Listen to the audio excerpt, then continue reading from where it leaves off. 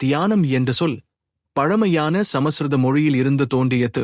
அது தியான என அழைக்கப்படுகிறது. தியானம் என்பது மனதை ஒருமுகப்படுத்தி அதன் இயல்பை அறிந்து கொள்ளும் ஆழ்ந்த உளப்பயிற்சி ஆகும். இது வெறும் கண்களை மூடி அமைதியாக உட்கார்வதல்ல, மாறாக மனித மனம் எப்படி இயங்குகிறது, அதை எவ்வாறு கட்டுப்படுத்துவது, எவ்வாறு தூய்மைப்படுத்துவது என்பதற்கான அறிவியல் மற்றும் ஆன்மீக நடைமுறை. ஆன்மீக கோணத்தில் பார்க்கும்போது தியானம் என்பது ஆத்மாவை அறிந்து கொள்ளும் பயணம் ஆகும். மனிதனின் உள்ளார்ந்த சக்திகளை வெளிக்கொணர்ந்து தன்னை தானே அறிந்து கொள்வதுதான் தியானம் ஆகும். மனம் என்பது அடங்காத குதிரை போல ஓடிக்கொண்டே இருக்கும். அதை கட்டுப்படுத்தும் கலைதான் தியானம் ஆகும். யோக சாஸ்திரங்களில் தியானம் 8ஆம் அங்க யோகத்தின் மிக முக்கியமான கட்டமாக கூறப்படுகிறது.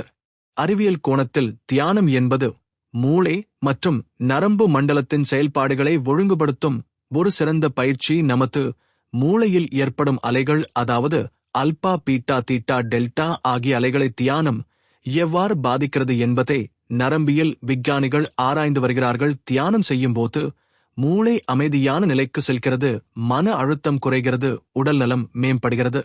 தியானத்தின் உண்மையான சாரம் ஆன்மீகமும் அறிவியலும் சந்திக்கும் புள்ளியாகும். ஆன்மீகம் அதை கடவுளை அடையும் வழியாக காண்கிறது. அறிவியல் அதை உடல் மனநலனை மேம்படுத்தும் முறையாக காண்கிறது. ஆனால் இரண்டின் சந்திப்பு புள்ளி ஒரே ஒன்றே.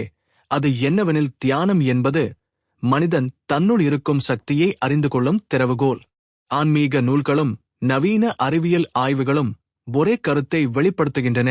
மனிதனின் மனதை ஒருமுகப்படுத்தி சாந்தமாக்கினால் வாழ்க்கை வளமாகும், சிந்தனை தெளிவாகும் மற்றும் ஆன்மீக சுதந்திரம் கிடைக்கும் என்று. தியானம் என்பது மனித இனத்தோடு ஆயிரக்கணக்கான ஆண்டுகளாக பயணித்துக் கொண்டிருக்கும் ஒரு அற்புதமான ஆன்மீக சாதனை ஆகும். உலகின் பழமையான நாகரிகங்கள் அனைத்திலும் தியானத்திற்கான அடையாளங்கள் காணப்படுகின்றன. இந்திய துணைக்கண்டம் அதில் முக்கியமான இடம் பெற்றுள்ளது. ஏனெனில் இங்கு தியானம் ஒரு சாதாரண பழக்கம் அல்ல, அது வாழ்வியல் அடிப்படை அங்கமாக இருந்தது. வேதகாலம் மற்றும் உபனிஷத்துக்கள். வேதங்கள் மனிதனின் வாழ்வை வழிநடத்தும் புனித நூல்கள். அவற்றின் இறுதி பகுதியாகிய உபனிஷத்துக்களில் தியானத்தின் அடிப்படை விதிகள் ஆழமாக விளக்கப்பட்டுள்ளன. உபனிஷத்துக்கள் தியானத்தை மனதை உள்ளார்ந்த பரம்பொருளுடன் ஒன்றிணைக்கும் வழியாக கூறுகின்றன. தியானம் யோகம் என்ற கருத்து அங்கே வலியுறுத்தப்படுகிறது. மனிதன் தனது அகம் மற்றும் பரம் ஒன்றே என்பதை அறிய தியானம் அவசியமானது என்று உபனிஷத்துக்கள் கூறுகின்றன. யோக மரபு மற்றும் பதஞ்சலி யோக சூத்திரம். பதஞ்சலி முனிவர் யோக சூத்திரத்தில் தியானத்தை யோகத்தின் 8வது அங்கமாக வரையறுத்தார். அங்கு யம, நியம, ஆசன, பிராணாயாம, பிரத்தியாகார, தரண, தியான, சமாதி என்கிற 8 நிலைகள் கூறப்பட்டுள்ளன. இதில் தியானம் என்பது சமாதி நிலைக்கான கதவாக கருதப்படுகிறது.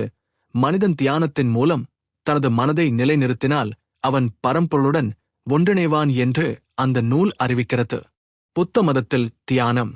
கௌதம புத்தர் தியானத்தின் முக்கியத்துவத்தை உலகளவில் பரப்பியவர். அவர் போதித்த விபசனா தியானம் இன்று வரை உலகம் முழுவதும் பின்பற்றப்படுகிறது. புத்தர் தனது ஆன்மீக அனுபவத்தை தியானத்தின் மூலம் பெற்றார். அவர் போதித்த தியானம் சுத்தமான மனக்கவனம், அதாவது மனதில் எழும் ஒவ்வொரு எண்ணத்தையும் மதிப்பீடு செய்யாமல் பார்த்துக் கொள்வது. அந்த மனக்கவனம் மனிதனை துன்பத்திலிருந்து விடுவிக்கும் என்றார். ஜெயின மதத்தில் தியானம்.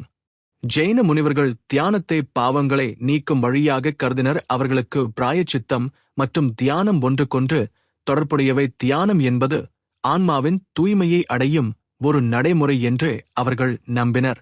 இந்தியாவை தாண்டிய தியான மரபுகள். சீனாவில் தியானம் தாவோ தத்துவத்தில் வளர்ச்சி பெற்றது.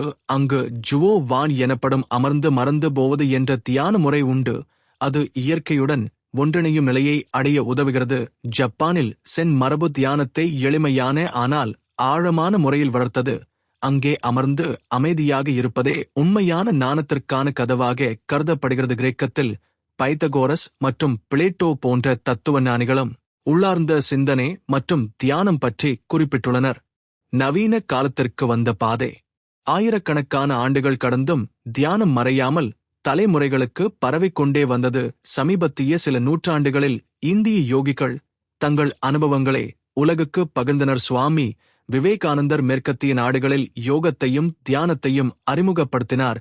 பின்னர் மகரிஷி மகேஷ் யோகி டிரான்சென்டென்டல் மெடிடேஷன் முறையை உலகமெங்கும் பரப்பினார். இன்றைக்கு விஞ்ஞானிகள் கூட தியானத்தை ஆய்வு செய்து அதன் நன்மைகளை மருத்துவ ரீதியாக நிரூபித்து வருகின்றனர். வரலாற்றின் சாரம்: தியானம் என்பது எந்தவொரு மதத்தின் சொத்தும் அல்ல, அது மனிதனின் சொத்து.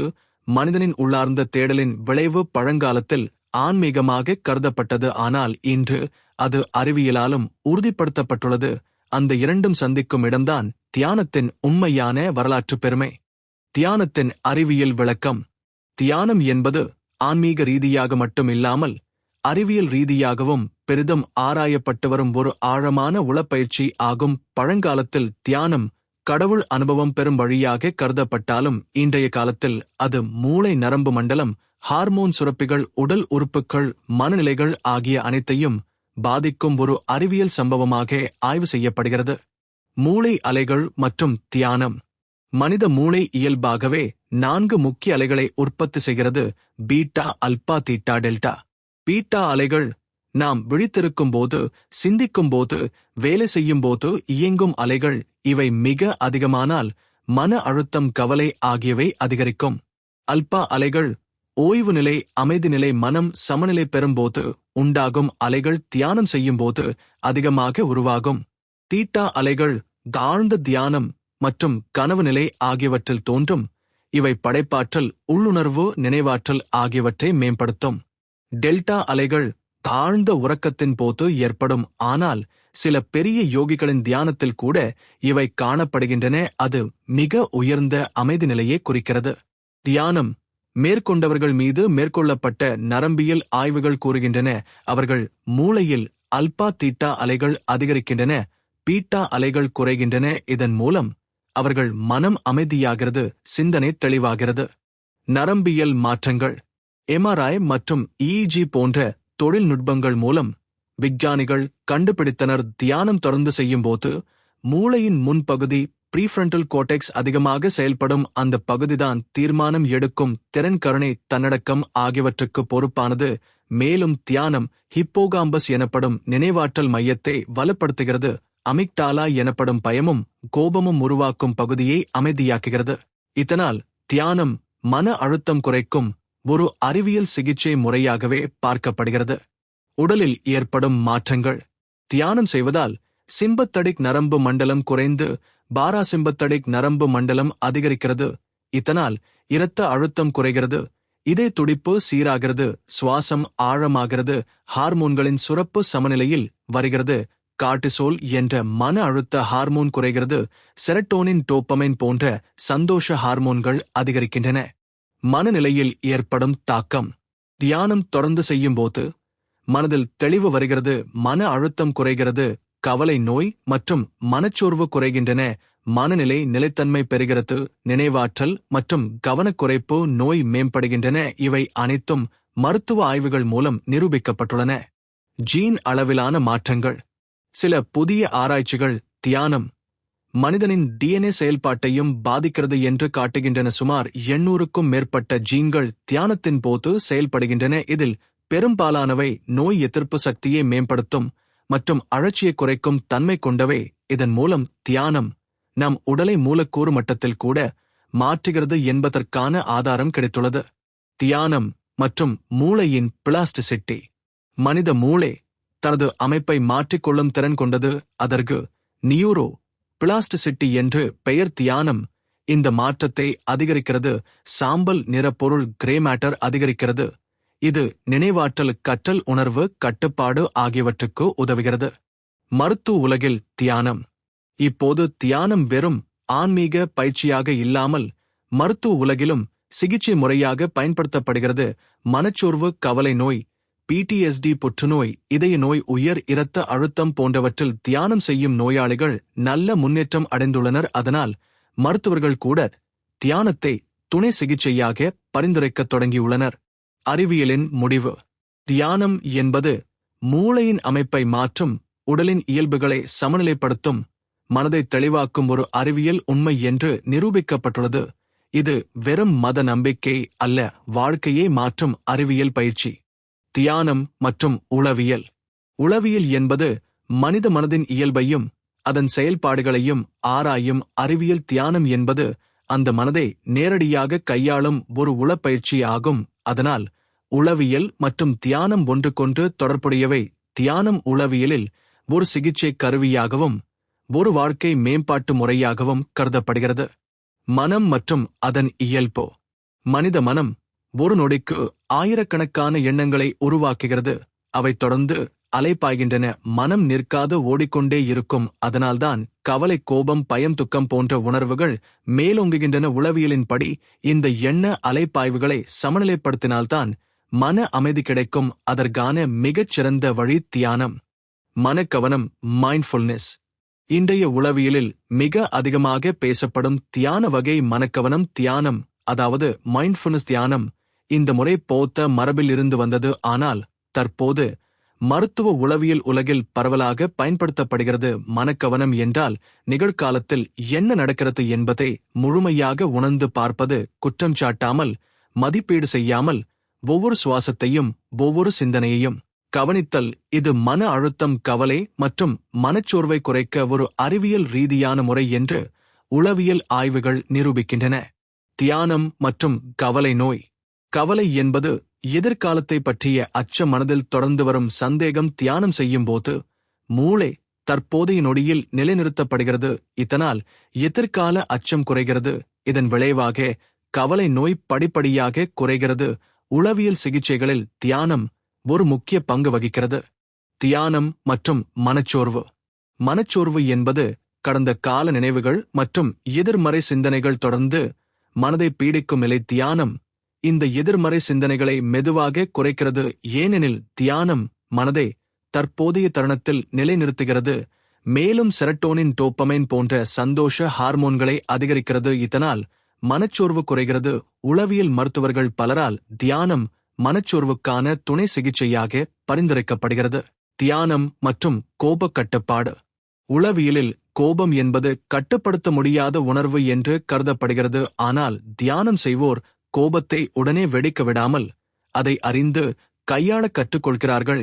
ஏனெனில் தியானம் மனத்தில் விழிப்புணர்வை அதிகரிக்கிறது. எந்த உணர்வு எழுந்தாலும் அதை சுமூகமாக கவனிக்க உதவுகிறது. இதன் மூலம் கோபம் மெதுவாக குறைகிறது. தியானம் மற்றும் சுய விழிப்புணர்வு. உளவியலில் சுய விழிப்புணர்வு என்பது மிக முக்கியமான கருத்து. மனிதன் தன்னை அறிந்து கொள்ளும் திறன்தான் சுய விழிப்புணர்வு. தியானம் சுய விழிப்புணர்வை ஆழமாக அதிகரிக்கிறது. ஏனெனில் தியானத்தில் மனிதன் தனது சிந்தனைகளையும் உணர்வுகளையும் ஆராய்கிறான். அவற்றை ஒதுக்காமல், தள்ளாமல் நேரடியாக சந்திக்கிறான்.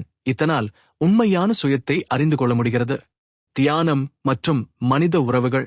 உளவியலில் மனித உறவுகள் மனநிலையின் பிரதிபலிப்பு என்று கூறப்படுகிறது. மனம் அமைதியாக இருந்தால் உறவுகள் நல்லதாக இருக்கும். தியானம் தொடர்ந்து செய்வோர் கருணை, அன்பு, பொறுமை ஆகிய குணங்களை வளர்த்துக் கொள்கிறார்கள். அவர்கள் உறவுகளை சுமூகமாக வைத்துக் கொள்கிறார்கள். இதன் மூலம் சமூக வாழ்க்கையும் மேம்படுகிறது. உளவியல் சிகிச்சையில் தியானத்தின் பங்கு. இன்றைய மருத்துவ உளவியல் உலகில் தியானம் ஒரு சிகிச்சை கருவியாக பயன்படுத்தப்படுகிறது. மன அழுத்த மேலாண்மை திட்டங்களில், PTSD சிகிச்சையில், OCD குறைப்பில், மனச்சோர்வு சிகிச்சையில் தியானம் முக்கிய பங்கு வகிக்கிறது. பல மருத்துவமனைகளில் மைண்ட்ஃபுல்னஸ் பேஸ்ட் ஸ்ட்ரெஸ் ரிடக்ஷன் எனப்படும் முறைகள் நடைமுறைப்படுத்தப்படுகின்றன. உளவியலின் முடிவு. தியானம் என்பது வெறும் ஆன்மீக பயிற்சி அல்ல. அது மனநிலை சிக்கல்களை குணப்படுத்தும் அறிவியல் ரீதியான உளவியல் கருவி. அது மனிதனை சுய விழிப்புணர்வுள்ள, அமைதியான, மகிழ்ச்சியான வாழ்க்கைக்கு தூண்டுகிறது. தியானம் மற்றும் ஆன்மீகம். ஆன்மீகம் என்பது மனிதன் தனது உண்மையான ஆத்மாவை அறிந்து கொள்வது.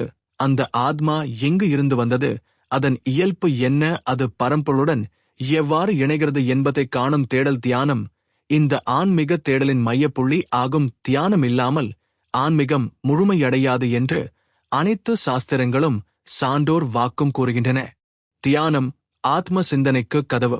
ஆன்மீக கோணத்தில் தியானம் என்பது மனதை அடக்கி ஆத்ம சிந்தனையை நோக்கிச் செல்லும் வழி. மனம் அடங்காவிட்டால் ஆன்மாவை உணர முடியாது. எனவே தியானம் மனக்கலக்கம் அனைத்தையும் அமைதிப்படுத்தி நம் உள்ளார்ந்த சத்தியத்தை வெளிக்கொணர்கிறது. உபனிஷத்துக்கள் தியானம் செய்வதால்தான் மனிதன் தன்னை அறிகிறான், தன்னை அறிந்தவன் இறைவனை அறிகிறான் என்று கூறுகின்றன. யோக சாஸ்திரத்தில் தியானம். பதஞ்சலி யோக சூத்திரத்தில் கூறப்பட்ட 8ஆம் அங்க யோகத்தில் தியானம் மிக உயர்ந்த படிக்கட்டாக கருதப்படுகிறது. தரண தியான சமாதி என்ற 3 அங்கங்கள் ஒன்றாக இணைந்து சமயமம் எனப்படும் நிலையை உருவாக்குகின்றன. அந்த நிலைதான் ஆன்மீக சத்தியத்தை உணரச் செய்கிறது. யோகத்தில் தியானம் என்பது வெறும் மன அமைதி அல்ல, அது பரம்பொருளுடன் ஒன்றிப்போகும் ஆன்மீக சாதனை. பகவத்கீதை மற்றும் தியானம். பகவத்கீதையில் பகவான் கிருஷ்ணர் அர்ஜுனிடம் தியானத்தின் அவசியத்தை வலியுறுத்துகிறார். யோகி எல்லோரிலும் சிறந்தவன் என்று அவர் கூறுகிறார். தியானம் செய்பவன்தான் உண்மையான யோகி. தியானிதான் கடவுளை அடையும். அந்த தியானி தனது மனதை கட்டுப்படுத்தி பரம்பொருளில் நிலைநிறுத்துகிறான். அந்த நிலைதான் ஆன்மீக சுதந்திரம். தியானம் மற்றும் பக்தி. ஆன்மீகத்தில் தியானம் எப்போதும் பக்தியோடு தொடர்புடையது. பக்தி இல்லாமல் தியானம் உலர்ந்த அறிவு மட்டுமே. ஆனால் பக்தியோடு சேர்ந்த தியானம் பரவசமான அனுபவமாக மாறுகிறது. ஒருவர் தியானத்தில் தெய்வத்தை நினைத்தால் அந்த தெய்வம் அவன் உள்ளத்தில் உயிர்ப்புடன் நிறைகிறது. தியானம் என்பது உள்ளத்தில் கடவுளை அமர்த்தும் செயல். தியானம் மற்றும் ஜபம். மந்திர ஜபம் என்பது ஆன்மீக தியானத்தின் முக்கிய அங்கம். ஒவ்வொரு மந்திரமும் அதிர்வெண்களைக் கொண்டுள்ளது. அந்த மந்திரத்தை தொடர்ந்து ஜபிக்கும்போது மனம் ஒருமுகப்படுத்தப்படுகிறது. ஆன்மாவின் அதிர்வு பரம்பொருளின் அதிர்வோடு இணைகிறது. அந்த சமயத்தில் தியானம் சாதாரண சிந்தனை அல்ல, அது ஆன்மீக அதிர்வை அனுபவிப்பதாக மாறுகிறது. தியான நிலைகள். ஆன்மீக நூல்களில் தியானத்திற்கு பல நிலைகள் கூறப்பட்டுள்ளன. தாரக தியானம், கடவுளின் வடிவத்தை நினைத்து செய்யப்படும் தியானம். அகங்கரண தியானம், தன்னை ஆத்மாவாக உணர்ந்து செய்யப்படும் தியானம். நிர்விகல்ப தியானம், எந்த வடிவமும் சிந்தனையும் இல்லாமல் சுத்த சித்தத்தில் நிலைபெறும் தியானம். இந்த நிலைகள் அனைத்தும் ஆன்மீக சாதகனை பரம்பொருளோடு ஒன்றிணைக்கின்றன. தியானம் மற்றும் சுய உணர்வு. ஆன்மீகத்தில் சுய உணர்வு மிக முக்கியம். நான் யார் என்ற கேள்விக்கான பதிலை கண்டுபிடிக்கிறதே ஆன்மீகத்தின் நோக்கம். தியானம் செய்வதன் மூலம் இந்த கேள்விக்கு உள்ளார்ந்த பதில் கிடைக்கிறது. தன்னை உடலாகவும் மனமாகவும் எண்ணிக்கொண்டிருந்தவன் தன்னை தூய ஆத்மா என உணர்கிறான். இந்த உணர்வே ஆன்மீக சத்தியம். தியான அனுபவங்கள். ஆன்மீக தியானத்தின் போது சிலருக்கு தெய்வீக ஒளி காட்சியாகலாம், சிலருக்கு ஆனந்த அலைகள் மனதை மூடக்கூடும், சிலருக்கு மிக ஆழ்ந்த அமைதி ஏற்படலாம். இவை அனைத்தும் பரம்பொருளின் அனுபவம்தான். அந்த அனுபவங்கள் மனிதனை மாற்றுகின்றன. அன்றாட வாழ்க்கையில் கூட அவர் தெய்வீகமாக நடந்து கொள்கிறார். ஆன்மீகத்தின் முடிவு. தியானம் இல்லாமல் ஆன்மீகம் முழுமையடையாது. தியானம் என்பது ஆத்ம சத்தியத்தை அறிந்து கொள்ளும் கதவு. அது மனிதனை சாதாரண நிலையிலிருந்து தெய்வீக நிலைக்கு உயர்த்துகிறது. அறிவு, பக்தி, சத்தியம் அனைத்தையும் தியானமே ஒருங்கிணைக்கிறது. தியானத்தின் பல்வேறு முறைகள். தியானம் என்பது ஒரே ஒரு முறை மட்டும் கொண்டது அல்ல, அது மனிதனின் மனநிலை, அவன் வாழும் சூழல், அவன் ஆன்மீக முன்னேற்றம் ஆகியவற்றைப் பொறுத்து பல்வேறு வடிவங்களில் கற்றுக் கொடுக்கப்படுகிறது. யோக சாஸ்திரங்களிலும் பௌத்த மரபுகளிலும் சமகால உளவியல் முறைகளிலும் தியானத்திற்கு பல்வேறு அணுகுமுறைகள் உள்ளன. அவற்றை ஆராய்ந்து பார்க்கலாம். 1. மூச்சு கவன தியானம். மிக எளிமையான மற்றும் அடிப்படை தியானம். மூச்சை கவனிப்பது. மூச்சு எப்போதும் நம்மோடு இருக்கிறது, அதை உணர்வதுதான் தியானத்தின் முதல் படி. மூச்சு உள்ளே செல்கிறது, வெளியே வருகிறது, அதை கவனித்தால் மனம் தற்போதைய தருணத்தில் நிலைநிறுத்தப்படுகிறது. இதனால் சிந்தனைகள் மெதுவாக குறைகின்றன. இந்த முறை பல பௌத்த மரபுகளில் அடிப்படையாக கற்பிக்கப்படுகிறது. 2. மந்திர தியானம். மந்திரம் என்பது சக்தி வாய்ந்த ஒலி அலை. மந்திரத்தை தொடர்ந்து ஜபிப்பது மனதை ஒருமுகப்படுத்துகிறது. உதாரணமாக ஓம் எனும் பிரபஞ்ச ஒலி ஜபிக்கப்படும் போது அது மூளையில் அதிர்வுகளை ஏற்படுத்தி மனதை அமைதிப்படுத்துகிறது. மந்திர தியானம் ஆன்மீக அதிர்வுடன் தொடர்பு ஏற்படுத்துகிறது. இந்த முறையில் தெய்வீக அனுபவம் எளிதில் உண்டாகும். 3. விபஸ்ஸனா தியானம். விபஸ்ஸனா என்பது பௌத்த மரபில் இருந்து வந்த முறை. இதன் பொருள் விஷயங்களே அவை உண்மையில் இருப்பது போல காண்பது, உடலில் ஏற்படும் உணர்வுகளை கவனிப்பது, சுவாசம், உடல் அதிர்வுகள், வலி, சிரமம் ஆகிய அனைத்தையும் குற்றம் சாட்டாமல் கவனித்துக் கொண்டிருப்பதே. இந்த தியானம் மனக்கவனத்தை மிக அதிகமாக வளர்க்கிறது. 4. சக்கர தியானம். இந்த முறை யோக மரபில் இருந்து வந்தது. மனித உடலில் 7 முக்கிய சக்கரங்கள் உள்ளன. அவை சக்தி மையங்கள் என்று கருதப்படுகின்றன. தியானம் செய்யும் போது இந்த சக்கரங்களில் கவனம் செலுத்தப்படுகிறது. ஒவ்வொரு சக்கரத்திற்கும் தனித்தனி மந்திரம், நிறம், அதிர்வு உண்டு. அவற்றை தியானத்தில் பயன்படுத்தினால் உடல், மன, ஆன்மா அனைத்தும் சுத்தமாகிறது. 5. Transcendental meditation. இது நவீன உலகில் மிகவும் பிரபலமான முறை. மகரிஷி மகேஷ் யோகி அறிமுகப்படுத்திய முறை. இதில் ஒருவர் தனிப்பட்ட மந்திரத்தை தொடர்ந்து ஜபிப்பார். அதன் மூலம் அவர் சாதாரண சிந்தனைகளை தாண்டி ஆழ்ந்த அமைதி நிலைக்கு செல்வார். இந்த முறை மேற்கத்திய நாடுகளில் பரவலாக பயன்படுத்தப்படுகிறது. 6. குண்டலினி தியானம். குண்டலினி சக்தி மனித உடலின் அடிப்பகுதியில் சுருண்டு கிடக்கிறது. அந்த சக்தியை எழுப்பி மேலே உள்ள சக்கரங்களுக்கு கொண்டு செல்லும் தியானமே குண்டலினி தியானம். இந்த முறை மிகவும் சக்தி வாய்ந்தது, அதே சமயம் ஆழ்ந்த ஆன்மீக அனுபவத்தையும் தருகிறது. இந்த தியானம் அனுபவமுள்ள குருவின் வழிகாட்டுதலோடு மட்டுமே செய்யப்பட வேண்டும். 7. நடக்கும் தியானம். தியானம் என்பது எப்போதும் அமர்ந்திருக்க வேண்டியதல்ல, நடக்கும்போதும் தியானம் செய்யலாம். ஒவ்வொரு அடியும் ஒவ்வொரு மூச்சும் விழிப்புணர்வோடு கவனிக்கப்பட்டால் அது நடக்கும் தியானமாக மாறும். இது குறிப்பாக செயல்பாடுகளில் ஈடுபடும் மக்களுக்கு மிகவும் பயனுள்ளதாக இருக்கும். 8. அன்பு கருணை தியானம் மெட்டா மெடிடேஷன். இந்த முறை பௌத்த மரபில் காணப்படுகிறது. இதில் ஒருவர் தன்னிடமிருந்து பிறரிடமிருந்து உலகமெங்கும் அன்பு கருணை அலைகளை அனுப்புகிறார். எல்லோரும் மகிழ்ச்சியாக இருக்கட்டும், எல்லோரும் ஆரோக்கியமாக இருக்கட்டும் என்ற உணர்வோடு தியானம் செய்வார். இது மனதில் கருணையை அதிகரிக்கிறது, கோபம் வெறுப்பு குறைகிறது. 9. கற்பனை தியானம் விசுவலைசேஷன். சில தியான முறைகளில் ஒருவர் தன்னை ஒளியில் மூழ்கியவாறு கற்பனை செய்கிறார் அல்லது தெய்வீக உருவத்தை மனதில் உருவாக்குகிறார். இந்த கற்பனை மனதை ஒருமுகப்படுத்த உதவுகிறது, மேலும் மனதில் சக்தி வாய்ந்த அதிர்வுகளை உருவாக்குகிறது. 10. சத்த தியானம் நாடா யோகா. இது ஒலியை மையமாக கொண்ட தியானம். சில சமயம் ஓம் என்ற ஒலி, சில சமயம் பஞ்சத தத்துவங்களின் ஒலி, சில சமயம் உள்ளார்ந்த நாதம். அனைத்தும் இதில் பயன்படுகின்றன. ஒலியில் கவனம் செலுத்துவதன் மூலம் மனம் நிலை பெறுகிறது, ஆனந்த நிலை உண்டாகிறது. முறைகளின் முடிவு. இந்த அனைத்து முறைகளும் ஒரே நோக்கத்திற்காகத்தான், மனதை அமைதிப்படுத்தி ஆத்ம சத்தியத்தை உணரச் செய்வது. ஆனால் வழிகள் மாறுபடுகின்றன. ஒருவர் எந்த முறையை தேர்வு செய்வது என்பது அவரின் மனநிலை மற்றும் தேவைக்கு ஏற்ப இருக்கும். ஒரு முறையில் ஆழ்ந்து பயிற்சி செய்தால் மற்ற எல்லா முறைகளின் பலன்களும் கிடைக்கும். தியானத்தின் பயன்கள். தியானம் என்பது வெறும் ஒரு ஆன்மீக பயிற்சி மட்டுமல்ல, அது மனித வாழ்வியல் அனைத்து துறைகளிலும் ஆழமான தாக்கங்களை ஏற்படுத்தக்கூடிய அற்புதமான கருவி. தியானம் செய்யும் ஒருவர் உடல் நலத்திலும் மனநிலையிலும் ஆன்மீக வளர்ச்சியிலும் சமூக உறவுகளிலும் பெரும் முன்னேற்றத்தை அடைகிறார். இப்போது அந்த பயன்களை விரிவாக பார்ப்போம். உடல் நலத்தில் தியானத்தின் தாக்கம். தியானம் தொடர்ந்து செய்வதால் உடலில் ஏற்படும் மாற்றங்கள் மருத்துவ ரீதியாக நிரூபிக்கப்பட்டுள்ளன. இரத்த அழுத்தம் குறைகிறது, இதய நோய் அபாயம் குறைகிறது, நோய் எதிர்ப்பு சக்தி அதிகரிக்கிறது, இதனால் உடல் நோய்களை எளிதில் எதிர்கொள்கிறது. சுவாச முறை ஆழமாகிறது, ஆக்சிஜன் அளவு அதிகரிக்கிறது, இதனால் செல்கள் புத்துணர்ச்சி பெறுகின்றன. தூக்க குறைபாடு குறைகிறது, ஆழ்ந்த மற்றும் சீரான தூக்கம் கிடைக்கிறது.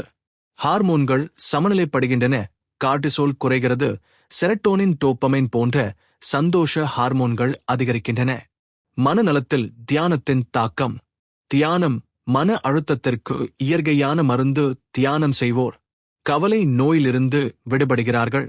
மனச்சோர்வு குறைகிறது, சிந்தனை தெளிவாகிறது, கவனக்குறைவு குறைகிறது, கவனிப்பு திறன் அதிகரிக்கிறது, நினைவாற்றல் மேம்படுகிறது, கோபம் குறைகிறது, பொறுமை அதிகரிக்கிறது.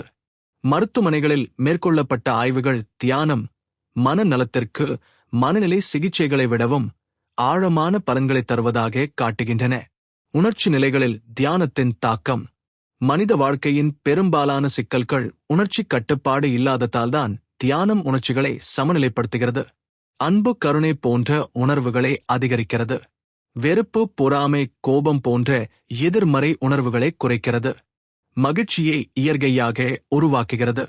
இதனால் தியானி வாழ்க்கையை நேர்மறையாக அணுகுகிறார். ஆன்மீக வளர்ச்சியில் தியானத்தின் தாக்கம். ஆன்மீகத்தின் பாதையில் தியானம் மிக முக்கியம். ஆத்ம சத்தியத்தை உணர வழி அமைக்கிறது. மனதை பரம்பொருளில் நிலைநிறுத்துகிறது. சுய உணர்வு மற்றும் கடவுள் உணர்வு ஒருங்கிணைகிறது. ஆனந்த அனுபவத்தை தருகிறது. ஒருவர் எவ்வளவு நேரம் தியானம் செய்கிறாரோ அவ்வளவு அவர் தெய்வீக அனுபவத்திற்கு தன்னை கொண்டு செல்கிறார். சமூக உறவுகளில் தியானத்தின் தாக்கம். தியானம் தனிப்பட்ட அனுபவம் என்றாலும் அதன் தாக்கம் சமூகத்திலும் பெரிது. தியானம் செய்வோர் அமைதியாக இருப்பதால் அவர்களின் உறவுகள் மேம்படுகின்றன. அவர்கள் கருணையுடன் நடந்து கொள்வதால் குடும்பம் சமூகத்தில் நல்லிணக்கம் ஏற்படுகிறது. தலைமைத்துவம் கொண்டவர்கள் தியானம் செய்தால் அவர்களின் முடிவுகள் சமநிலையுடன் இருக்கும். தியானம் மற்றும் படைப்பாற்றல். தியானம் மூளை அலைகளை மாற்றி தீட்டா அலைகளை அதிகரிக்கிறது. அது படைப்பாற்றலை தூண்டுகிறது. கவிஞர்கள், இசைக்கலைஞர்கள், விஞ்ஞானிகள் பலர் தியானத்தின் மூலம் புதிய கண்டுபிடிப்புகள் செய்து வந்துள்ளனர். மனம் அமைதியாக இருக்கும்போது புதிய சிந்தனைகள் இயல்பாக வெளிப்படும். தியானம் மற்றும் தொழில் உலகம். இன்றைய வேகமான உலகில் தொழில் சூழலில் மன அழுத்தம் அதிகம். தியானம் செய்வோர் அந்த அழுத்தத்தை எளிதில் கையாள்கிறார்கள். கவனம் அதிகரிப்பதால் உற்பத்தி திறன் உயர்கிறது. வேலையிடத்தில் நல்லிணக்கம் ஏற்படுகிறது. அதனால் பல பெரிய நிறுவனங்கள் தியான பயிற்சிகளை ஊழியர்களுக்கு வழங்குகின்றன. தியானத்தின் நீண்ட கால பயன்கள். தியானம் ஒரு நாளில் பயன் தராது. அது ஒரு விதை போல் தினமும் விதைக்கப்படும் போது மரமாக வளர்க்கிறது. தொடர்ந்து பல ஆண்டுகள் தியானம் செய்வோர் நீண்ட ஆயுள் பெறுகிறார்கள். மன அமைதியோடு வாழ்கிறார்கள். எந்த சிக்கலையும் சமநிலையாக எதிர்கொள்கிறார்கள். இறப்பையும் பயமின்றி அணுகுகிறார்கள். இதனால் தியானம் வாழ்க்கையின் முழுமையையும் மாற்றும் சக்தி கொண்டது. பயன்களின் சாரம். தியானம் மனிதனின் உடல், மனம், ஆன்மா, சமூக உறவுகள் அனைத்தையும் சீரமைக்கிறது. அது ஒரு எளிய பழக்கம், ஆனால் அதன் விளைவுகள் ஆழ்ந்தவை. வாழ்வியல் ஒவ்வொரு துறையையும் வளமாக்கும் சக்தி தியானத்தில் உள்ளது. நவீன உலகில் தியானம். மனித சமூகம் முன்னோடி காலத்திலிருந்து தியானத்தை ஒரு உளப்பயிற்சியாக பயன்படுத்தி வந்தாலும் நவீன உலகத்தில் அது ஒரு புதிய பரிமாணத்தை எடுத்துக்கொண்டுள்ளது. கடந்த நூற்றாண்டில் மனித வாழ்க்கை மிக வேகமாக மாறியது. தொழில்நுட்ப வளர்ச்சி, நகர்ப்புற வாழ்க்கை, உலகளாவிய பொருளாதாரம் ஆகியவை மனித மனதில் பெரும் அழுத்தங்களை ஏற்படுத்தின. இத்தகைய சூழலில் தியானம் ஒரு ஆன்மீக கருவியாக மட்டுமல்லாமல் வாழ்க்கை திறன் மேம்பாட்டு உத்தியாக மாறியது. மன அழுத்தத்தின் உலகளாவிய பிரச்சினை. இன்றைய உலகில் மன அழுத்தம் மிகப்பெரிய சுகாதார பிரச்சினை என்று உலக சுகாதார நிறுவனம் அறிவித்துள்ளது. தினசரி வேலைப்பளு, பொருளாதார அச்சம், உறவுகள் தொடர்பான சிக்கல்கள் அனைத்தும் மன அழுத்தத்தை உருவாக்குகின்றன. இதனால் இதய நோய், மனநலம் குறைபாடுகள், தூக்கமின்மை போன்ற பல பிரச்சனைகள் ஏற்படுகின்றன. இந்த சிக்கல்களுக்கு நீண்ட நாள் தீர்வாக மருந்துகள் போதவில்லை. அதற்கான இயற்கையான தீர்வாக தியானம் அதிகம் பேசப்படுகிறது. நவீன அறிவியலில் தியானம். நவீன நரம்பியல், உளவியல், மருத்துவம் ஆகியவை தியானத்தின் தாக்கத்தை விரிவாக ஆராயத் தொடங்கின. பல ஆய்வுகள் தியானம் மூளையில் ஏற்படுத்தும் மாற்றங்களை அளவிடுகின்றன. MRI ஸ்கேன் போன்ற நவீன கருவிகள் தியானம் மூளையின் சாம்பல் திசுக்களை அதிகரிக்கிறது, கவனம் செலுத்தும் பகுதிகளை வலுப்படுத்துகிறது, மன அழுத்தம் சம்பந்தப்பட்ட அமிக்டலா பகுதியின் செயல்பாட்டை குறைக்கிறது என்பதை காட்டியுள்ளன. இதனால் தியானம் மருத்துவ உலகில் ஒரு துணை சிகிச்சையாக ஏற்றுக்கொள்ளப்படுகிறது. பள்ளிகள் மற்றும் கல்லூரிகளில் தியானம். இளைஞர்களின் கவனக்குறைவு மற்றும் மன அழுத்தம் அதிகரித்து வரும் நிலையில் பல கல்வி நிறுவனங்கள் தியானத்தை பாடத்திட்டத்தில் சேர்த்துள்ளன. மாணவர்கள் தினசரி சில நிமிடங்கள் தியானம் செய்யும்போது அவர்கள் கவனிப்பு திறன் அதிகரிக்கிறது, தேர்வில் மன அழுத்தம் குறைகிறது மற்றும் நல்ல நடத்தையும் உருவாகிறது. அமெரிக்கா, யூரோப், இந்தியா போன்ற நாடுகளில் ஆயிரக்கணக்கான பள்ளிகள் இந்த நடைமுறையை பின்பற்றுகின்றன. தொழில் உலகில் தியானம். பல பெரிய நிறுவனங்கள் கூகுள், ஆப்பிள், நைக்கி போன்றவை தியானம் மற்றும் மனச்சாந்தி பயிற்சிகளை ஊழியர்களுக்கு வழங்குகின்றன. அதற்கான சிறப்பு அறைகள் நிறுவனங்களில் ஏற்படுத்தப்பட்டுள்ளன. இதனால் ஊழியர்களின் உற்பத்தித்திறன் உயர்கிறது, நோய்வாய்ப்பட்டு விடுப்பு குறைகிறது, குழுவினரிடையே நல்லிணக்கம் உருவாகிறது. தலைமைத்துவம் கொண்டவர்களும் தியானத்தின் மூலம் சமநிலையான முடிவுகளை எடுக்கின்றனர். மருத்துவத் துறையில் தியானம். நவீன மருத்துவத்தில் தியானம் மைண்ட்ஃபுல்னஸ் பேஸ்ட் ஸ்ட்ரெஸ் ரிடக்ஷன் மற்றும் மைண்ட்ஃபுல்னஸ் பேஸ்ட் காக்னிட்டிவ் தெரப்பி போன்ற சிகிச்சை முறைகளில் முக்கிய பங்காற்றுகிறது. புற்றுநோய் நோயாளிகள் மன அழுத்தத்தை குறைக்கவும், நீரிழிவு நோயாளிகள் வாழ்க்கை முறையை சீர் செய்யவும், இதய நோயாளிகள் குணமடையவும் தியானம் உதவுகிறது. பல மருத்துவமனைகள் தியானத்தை ஒரு காம்ப்ளிமெண்டரி தெரப்பி ஆகஸ்ட் உத்தியோகபூர்வமாக வழங்குகின்றன. தியானம் மற்றும் தொழில்நுட்பம். இன்றைய காலத்தில் தியானம் தொழில்நுட்பத்துடன் இணைந்துவிட்டது. மொபைல் ஆப்கள், ஸ்மார்ட் வாட்ச் சாதனங்கள் மூலம் தியான வழிகாட்டல்கள் கிடைக்கின்றன. ஹெட்ஸ்பேஸ், கால்ம், இன்சே டைமர் போன்ற ஆப்கள் உலகம் முழுவதும் கோடிக்கணக்கான மக்களால் பயன்படுத்தப்படுகின்றன. அதனால் தியானம் உலகளாவிய இயக்கமாக மாறியுள்ளது. சமூக மற்றும் உலகளாவிய மாற்றங்கள். நவீன உலகில் தியானம் தனிநபர் மட்டுமல்லாமல் சமூக மாற்றத்திற்கும் வழிவகுக்கிறது. பல அமைப்புகள் உலக அமைதி இயக்கங்களில் தியானத்தை பயன்படுத்துகின்றன. ஆயிரக்கணக்கான மக்கள் ஒரே நேரத்தில் தியானம் செய்தால் உலகளாவிய அலை வீச்சு உருவாகிறது. அது சமூகத்தில் அமைதியையும் நல்லிணக்கத்தையும் கொண்டு வருகிறது என்று பல ஆய்வுகள் காட்டுகின்றன. நவீன தியான பாணிகள். இன்றைய காலத்தில் பல புதிய பாணிகள் உருவாகியுள்ளன. Mindfulness meditation, transcendental meditation, guided meditation, loving kindness meditation, பாடி ஸ்கேன் மெடிடேஷன் போன்றவை. இவை அனைத்தும் பழைய ஆன்மீக அடிப்படைகளை நவீன வாழ்க்கைக்கு ஏற்ப மாற்றியவை. சாராம்சம். நவீன உலகில் தியானம் மத ஆன்மீக எல்லைகளை தாண்டி உலகமெங்கும் பரவியுள்ளது. அது மனிதனின் வாழ்வியல் அவசியமான பகுதியாக மாறியுள்ளது. அறிவியல் ஆதாரம், சமூக ஏற்றுக்கொள்வது, தொழில்நுட்ப உதவி அனைத்தும் தியானத்தை உலகளாவிய நடைமுறையாக மாற்றியுள்ளன. எதிர்காலத்தில் தியானம் பள்ளி மாணவர்கள் முதல் முதியவர்கள் வரை அனைவரின் வாழ்க்கையிலும் ஒரு அத்தியாவசிய பழக்கமாக இருக்கும் என்று கூறலாம். தியானத்தில் முதலில் வரும் சவால் மனம் அலைப்பாய்வு ஆகும். மனம் எப்போதும் சிந்தனைகளில் மூழ்கியிருப்பதால் ஒரு விஷயத்தில் கவனம் செலுத்த முடியாமல் சோர்வடைகிறது. மனிதன் தியானத்திற்கு உட்காரும் போது பலருக்கும் கண்கள் மூடப்பட்ட போதும் மனம் கடந்த நிகழ்வுகளை நினைத்து அலையுது. இது மிகவும் இயல்பானது. ஆனால் அதை தவிர்க்க முயற்சி செய்வது தவறானது. இதுவே பயிற்சியின் முதல் படி ஆகும். மனம் அலைப்பாயும் போது நம்மால் கவனத்தை மூன்றாம் நிலைக்கு கொண்டு வர முடியும். அதற்கு சுவாசம், உடல் உணர்வு மற்றும் சுற்றியுள்ள ஒலி ஆகியவற்றை பயன்படுத்தி மீண்டும் மையப்படுத்தலாம். தியானத்தில் இரண்டாம் சவால் தூக்கநிலை வருதல் ஆகும். சில நேரங்களில் உடல் ஓய்வில் இருக்கும்போது மனமும் சோர்வடைந்து தூக்கம் வருவது இயல்பாகும். ஆனால் அதனை உணர்ந்து கவனத்தை மீண்டும் கவர்வது அவசியம். தியானம் ஒரு செயலில் மனதை முழுமையாக வைத்திருப்பது முக்கியம். அதனால் சுறுசுறுப்பு மற்றும் விழிப்புணர்வு நிலைகளை இணைத்து பயிற்சி செய்ய வேண்டும். மூன்றாம் சவால் தவறான வழிகாட்டல் ஆகும். தியானத்தில் பல வகைகள் உள்ளன. ஆனால் ஆரம்பத்தில் தவறான முறைகள் அல்லது அனுபவமில்லாத வழிகாட்டலால் பயிற்சி பாதிக்கப்படலாம். சிலர் யோசிப்பது போலவே உடல் நிலையை கடுமையாக கட்டுப்படுத்த முயற்சி செய்கின்றனர். இதனால் மனம் சோர்வு அடையும் மற்றும் ஆர்வம் குறையும். இதற்கு பதிலாக மெதுவாக, இயல்பாக கவனத்தை நேர்த்தியாக செலுத்தி பயிற்சி செய்வது நல்லது. தியானத்தில் வரும் சவால்களை சமாளிக்க நடவடிக்கைகள் சில உள்ளன. மனம் அலைப்பாயும் போது அதை குற்றமாக கருதாதீர்கள். மனம் மீண்டும் கவனத்தை பெற்றால் சிறிய வெற்றி என நினைத்துக் கொண்டிருங்கள்.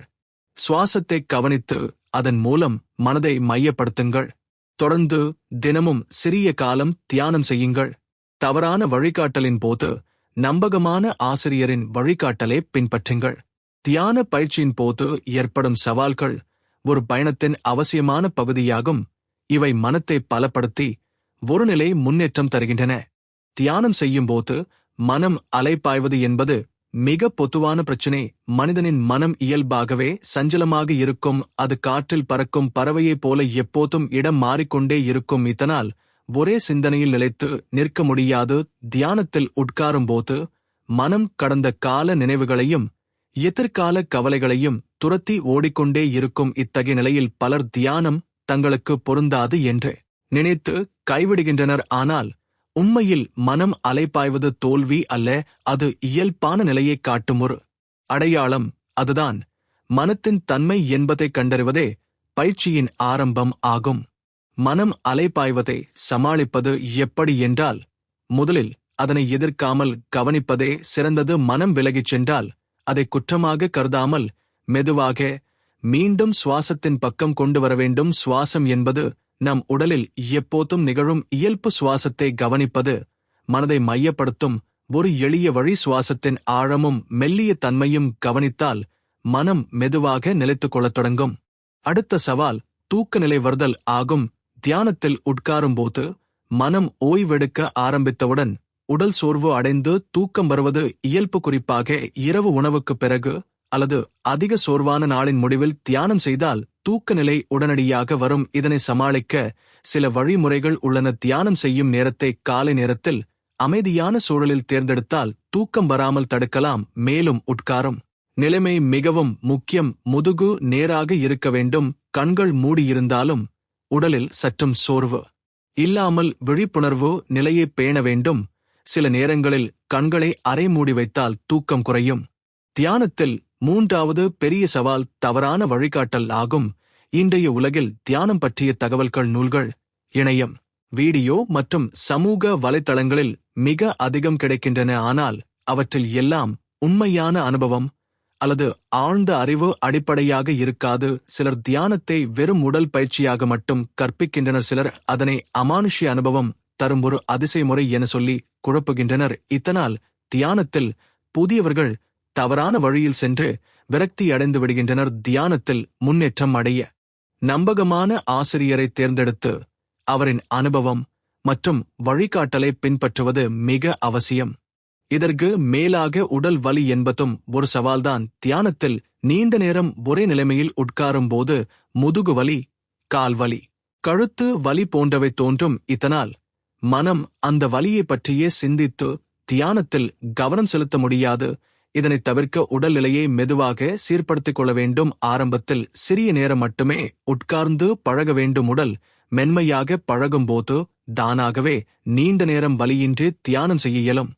மற்றொரு சவால் அதிருப்தி ஆகும். தியானம் செய்யும் பலர் சில நாட்களில் உடனடி விளைவுகளை எதிர்பார்க்கின்றனர். அவர்கள் தியானம் செய்தவுடன் மன அமைதி, ஆனந்தம் அல்லது ஒரு விசித்திர அனுபவம் வரும் என நம்புகின்றனர். ஆனால் அவை வரவில்லை என்றால் அவர்கள் அதிருப்தி அடைந்து தியானத்தை கைவிடுகின்றனர். உண்மையில் தியானம் என்பது மெதுவான பயணம். அது விதை ஒன்று முளைத்து மரமாக வளர்வது போல காலம் எடுத்துக்கொள்ளும். அதற்காக பொறுமை மிக முக்கியம். தியானத்தில் மேலும் சில சவால்கள் உள்ளன. அவற்றில் ஒன்று மனதின் எதிர்ப்பு. சில நேரங்களில் மனம் தியானம் செய்ய விரும்பாது. அது சலிப்பு, சோர்வு அல்லது வேறு செயல்களில் ஈடுபட வேண்டும் என நினைக்கிறது. இது இயல்பானது. ஆனால் அத்தகைய தருணங்களில் தியானம் செய்வதே உண்மையான பயிற்சி. மனம் விரும்பாததை செய்யும் போதுதான் அது கட்டுப்பாட்டில் வரும். தியானத்தில் மனம் அலைப்பாய்வது இயல்பு என்பதை நாம் புரிந்து கொண்டோமானால் அதற்குள் இருக்கும் ஒரு நுண்ணிய உண்மை என்னவென்றால் மனம் அலைப்பாய்வதற்கான மூல காரணங்கள் பலவகை இருக்கின்றன.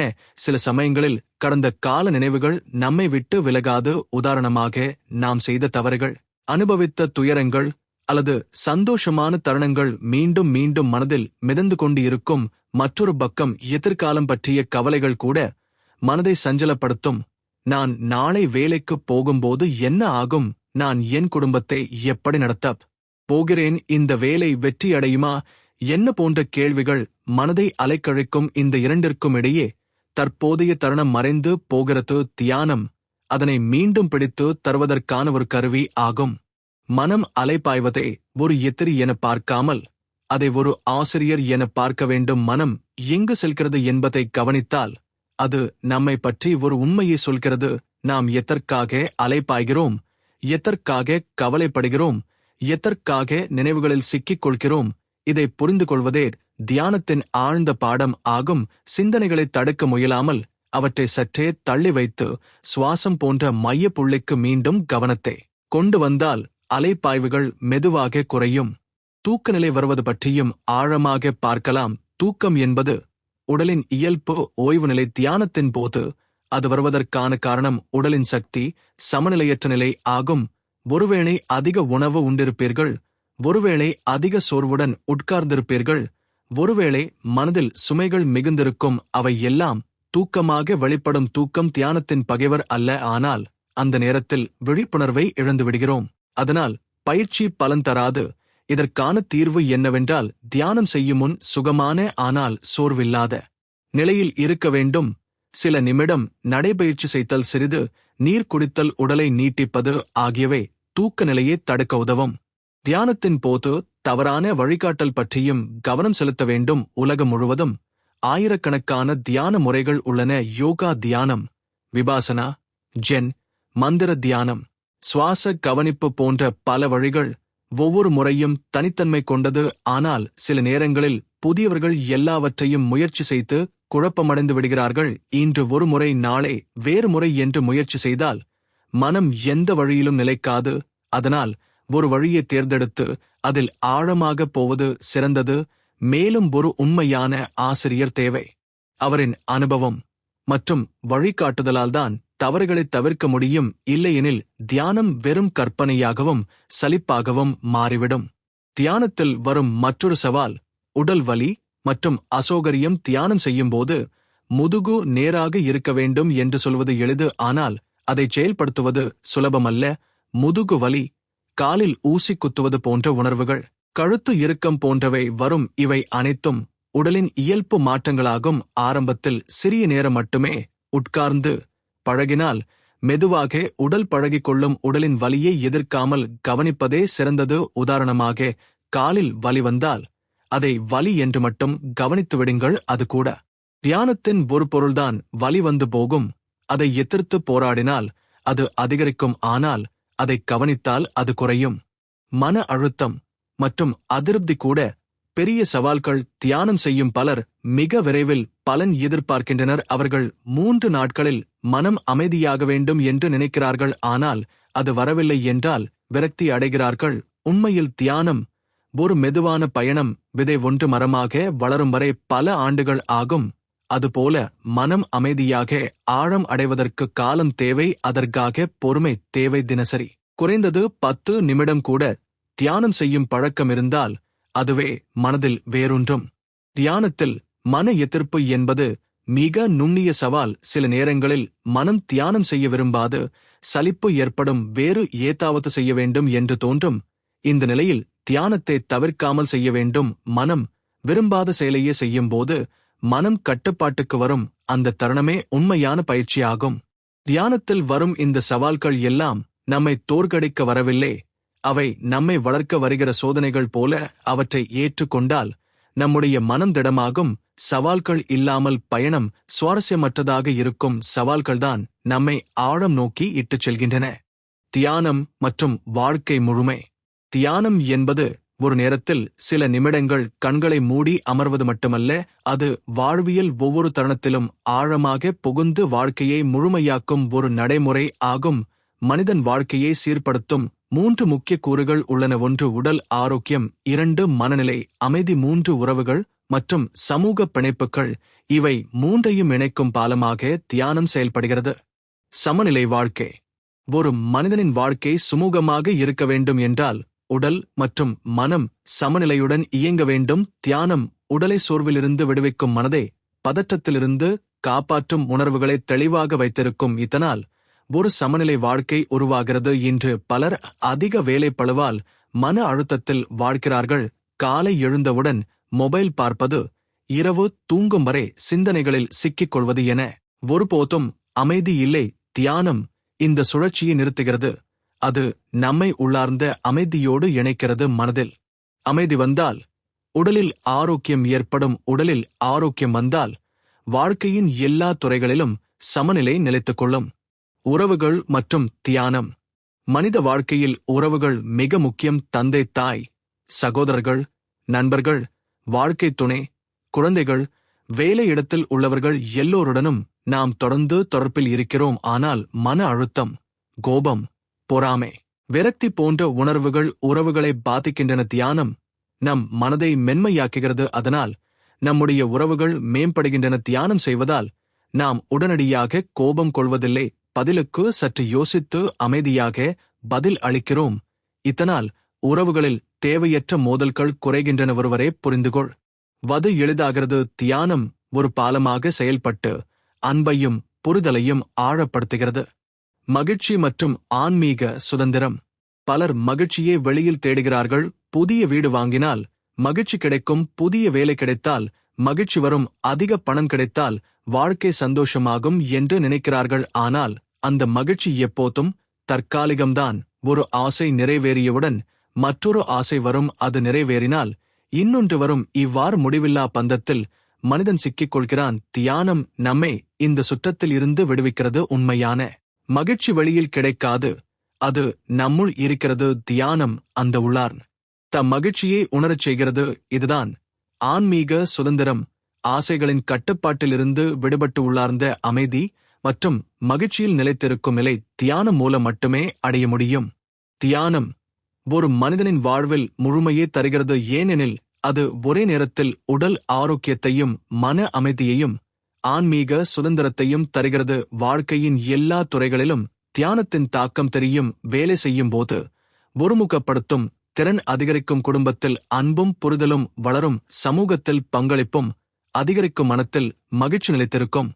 தியானம் வாழ்க்கையில் ஏற்படுத்தும் மிக முக்கியமான மாற்றம் சமநிலை. வாழ்க்கை என்பதை நாம் ஏற்கனவே பார்த்தோம். ஆனால் சமநிலை என்பது வெறும் மன அமைதியோ அல்லது உடல் ஆரோக்கியமோ மட்டும் அல்ல. அது வாழ்வியல் எல்லா துறைகளிலும் சமநிலையை குறிக்கும். நமது உணவு பழக்கம், தூக்க நேரம், வேலை நேரம், ஓய்வு நேரம் எல்லாம் சமநிலையில் இருக்க வேண்டும்.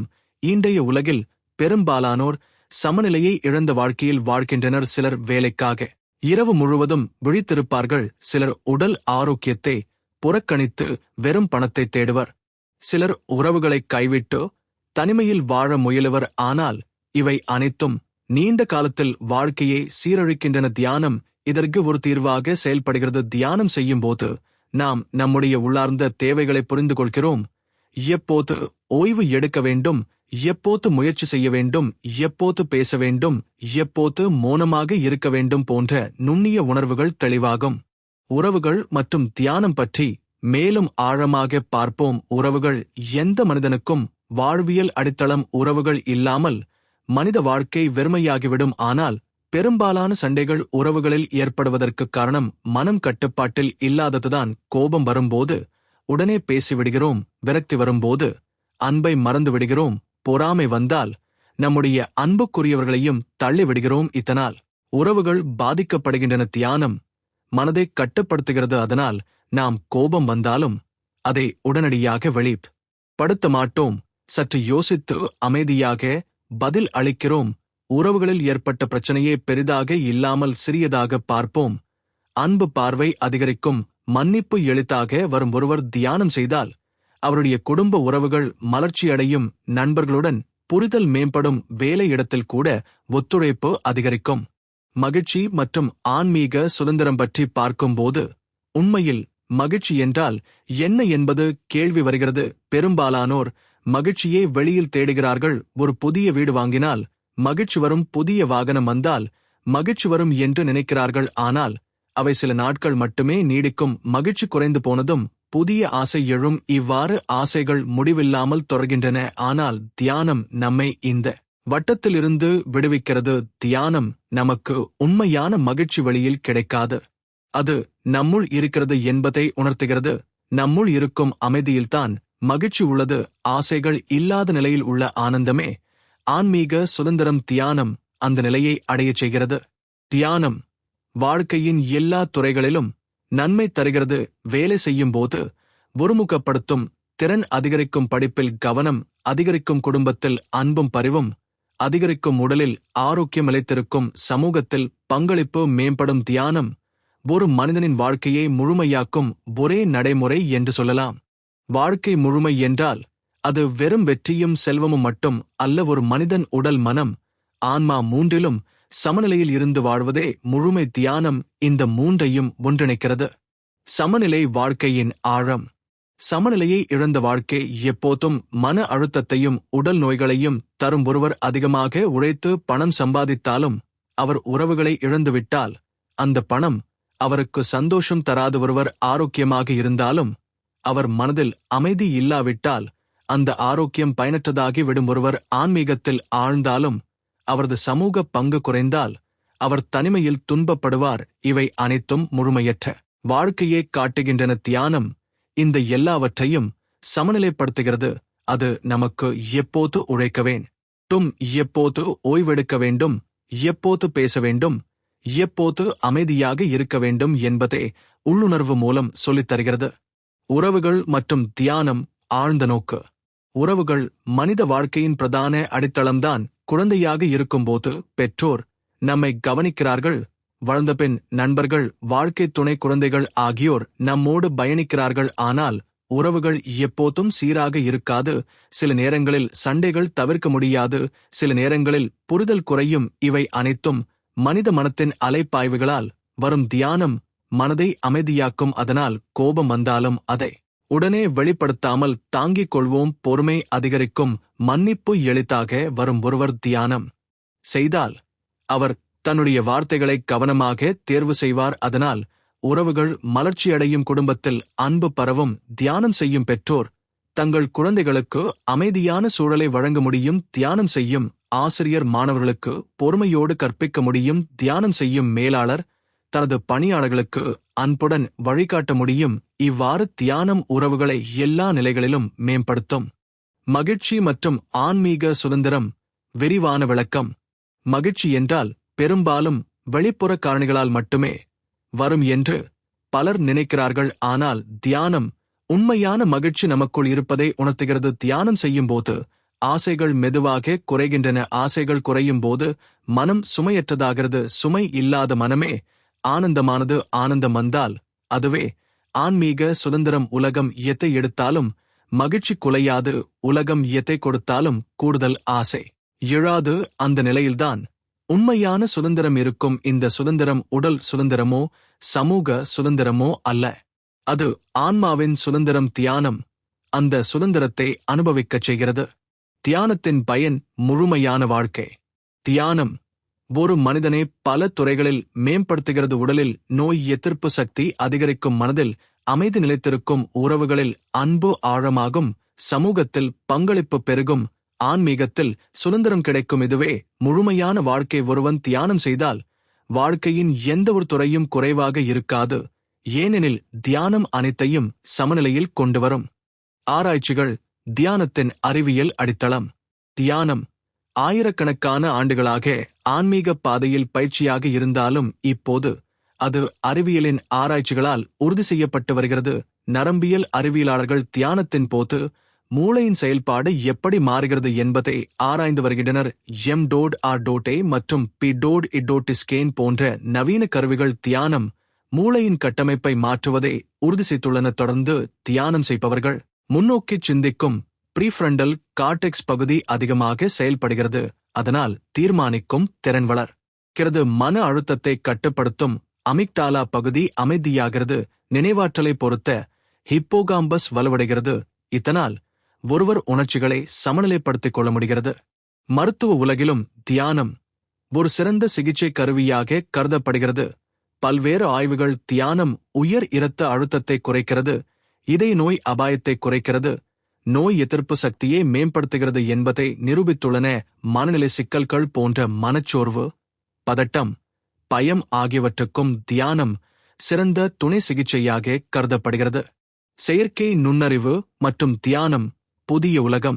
இன்றைய உலகம் செயற்கை நுண்ணறிவு என்ற புதிய பரிணாமத்தை அனுபவிக்கிறது. மனிதர்களின் சிந்தனையை பின்பற்றி இயந்திரங்கள் கற்றுக்கொள்கின்றன. தியானத்துக்கும் செயற்கை நுண்ணறிவுக்கும் இடையில் ஆச்சரியமான தொடர்புகள் உள்ளன. மனிதன் தியானத்தில் ஈடுபடும் போது தனது சிந்தனைகளை கவனிக்கிறான். அதேபோல செயற்கை நுண்ணறிவு தனது தரவுகளை மதிப்பாய்வு செய்து கற்றுக்கொள்கிறது. ஆனால் இரண்டுக்கும் உள்ள வேறுபாடு என்னவெனில், மனிதனுக்கு உள்ளுணர்ச்சி மற்றும் ஆன்மீகம் இருக்கிறது, ஆனால் இயந்திரத்துக்கு அது இல்லை. எதிர்காலத்தில் செயற்கை நுண்ணறிவு தியானம் பற்றிய ஆய்வுகளை அதிகரிக்கக்கூடும். தியானத்தின் போது மூளையில் நடக்கும் மாற்றங்களை எளிதில் கண்டறிந்து தனிப்பட்ட பயிற்சி முறைகளை உருவாக்கும் வழிகள் திறக்கப்படலாம். சில விஞ்ஞானிகள் செயற்கை நுண்ணறிவை பயன்படுத்தி ஒருவருக்கான தனிப்பட்ட தியான வழிகாட்டியை உருவாக்க முயற்சிக்கிறார்கள். எடுத்துக்காட்டாக, ஒரு மொபைல் சாதனத்தில் உள்ள AI பயிற்சி செய்யும் நபரின் சுவாசத்தை கண்காணித்து அவர் கவனம் சிதறும் போது மென்மையாக சுட்டிக்காட்ட முடியும், அல்லது அவர் தூக்க நிலையில் சென்றால் எச்சரிக்கை செய்ய முடியும்.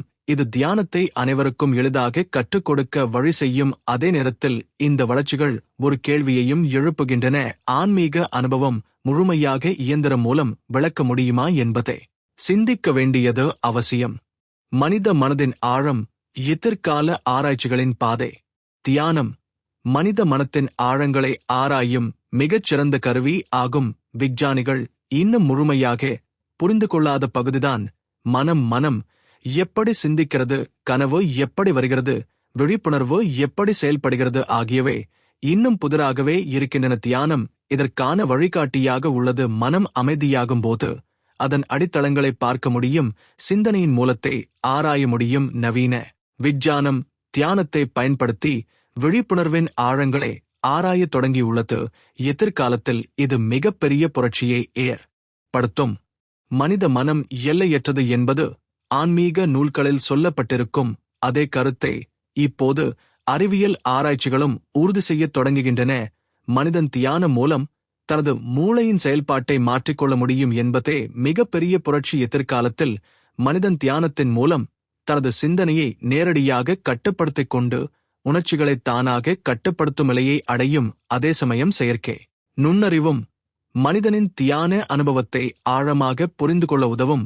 இதனால் அறிவியல் மற்றும் ஆன்மீகம் திக்கும் இடத்தில் புதிய பாதை உருவாகும். தியானத்தின் அறிவியல் எதிர்காலம் ஒரு பார்வை. தியானம் மருத்துவ உலகில் முக்கிய சிகிச்சை முறையாக பயன்படும். தியானம் கல்வி முறைகளில் குழந்தைகளின் கவனம் மற்றும் நினைவாற்றலை மேம்படுத்தும். செயற்கை நுண்ணறிவு மற்றும் தொழில்நுட்பம் தியானத்தை அனைவருக்கும் அணுகக்கூடியதாக மாற்றும். விழிப்புணர்வு பற்றிய மிகப்பெரிய கேள்விகளுக்கு தியானம் அறிவியலின் பதில் அளிக்கும் கருவியாக இருக்கும். மனிதன் தனது முழு திறனையும் தியானத்தின் மூலம் வெளிப்படுத்தும். தியானம் ஒரு வாழ்க்கை முறை. தியானம் என்பது ஒரு குறிப்பிட்ட நேரத்தில் மட்டும் செய்யப்படும் செயல் அல்ல, அது ஒரு வாழ்வியலாக மாற வேண்டும். காலையில் 10 நிமிடம் அமர்ந்து தியானித்தாலும் மீதமுள்ள 23 மணி நேரத்திலும் மனம் அலைபாய்ந்து கொண்டிருந்தால் அதன் பயன் குறைந்துவிடும். தியானத்தின் உண்மையான அர்த்தம் என்னவெனில், விழிப்புணர்வுடன் வாழ்வது. சுவாசிக்கும்போது அதனை உணர்ந்து, சாப்பிடும்போது அதன் சுவையை உணர்ந்து, பேசும்போது சொற்களை கவனித்து, கேட்கும்போது கேட்கும் ஆற்றலை வெளிப்படுத்துவது. இந்த மாதிரியான மன விழிப்புணர்வு தியானத்தை ஒரு வாழ்க்கை முறையாக மாற்றுகிறது.